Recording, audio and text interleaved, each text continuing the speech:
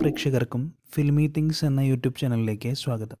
മലയാളത്തിലെ most violent ചിത്രം എന്ന ലേബലിലെത്തിയ മാർക്കോയുടെ കന്നഡ പതിപ്പ് റിലീസിനൊരുങ്ങുന്നു. നടൻ ഉണ്ണി മുകുന്ദൻ തന്നെയാണ് ഇക്കാര്യം അറിയിച്ചിരിക്കുന്നത്. ജനുവരി 31-നാണ് മാർക്കോ കന്നഡ പതിപ്പ് റിലീസ് ചെയ്യുക.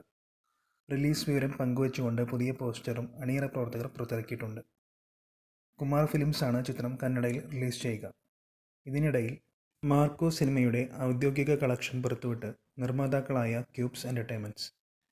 115 കോടിയാണ് ഇതുവരെയുള്ള സിനിമയുടെ ആകെ ബിസിനസ് കളക്ഷൻ.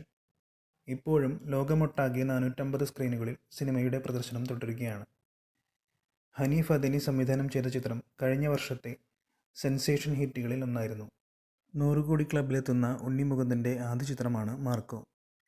ഇതിനു മുമ്പ് ഉണ്ണി മുകുന്ദൻ നായകനായ മാളികപ്പുറം എന്ന ചിത്രം 50 കോടി ക്ലബിൽ ഇടം പിടിച്ചിരുന്നു.